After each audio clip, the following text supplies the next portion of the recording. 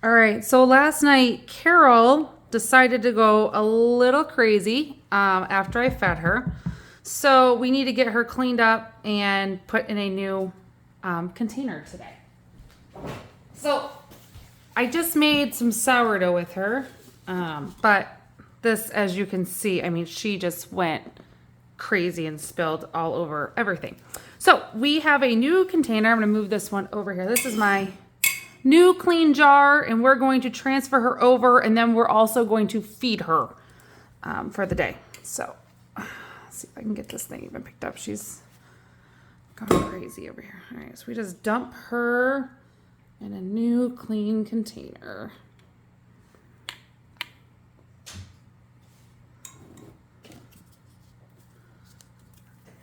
And then I just use a spatula just to scrape down the sides and just make sure that you're getting everything out. I don't throw any of my sourdough starter away. When it calls for discard, I use it in lots of different recipes. So I use it in muffins or cookies, all different things. So, or I'll store some in the fridge if I don't have enough room for it on the counter. I'll put some in the refrigerator and pull it out whenever I need it, but I never throw any of my sourdough away, ever.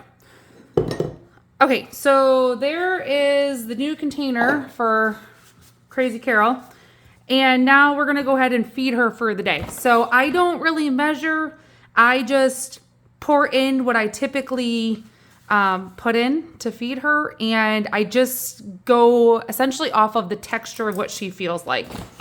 So we're gonna go ahead, just add some bread flour. And I mean, that looks pretty good. And then I'm gonna add some water. This is gonna be purified water. Okay, and then we're just gonna mix this really good. So the main part when you're doing your feedings is you don't wanna just mix really quick and leave a bunch of flour sitting there. You wanna make sure that you're really getting all the way down to the bottom and that you're doing a full mix in here with your sourdough.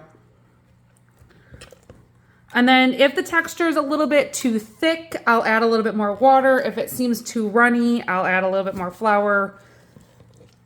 So I don't measure a ton. I just kind of know from doing it. But I would say I probably feed, I mean, on a 1:1:1 ratio, sometimes more, depending on what I'm gonna be baking for the day. Like I said, I already did some of my sourdough loaves for today, so I won't be needing her until tomorrow. So we'll feed her now and then probably feed her again tonight. All right.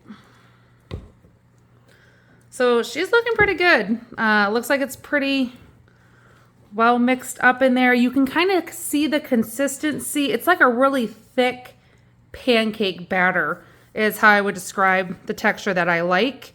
I don't see any chunks of flour in there. It looks like it's all nice and mixed up. And then before I put the lid on, I just kind of scrape around all the sides and just make sure I don't have a bunch of it sitting on the sides. I like to keep it as clean as possible. And then just to clean off my spatula here, again, I don't like to get rid of any of my starter. I just scrape that on in there.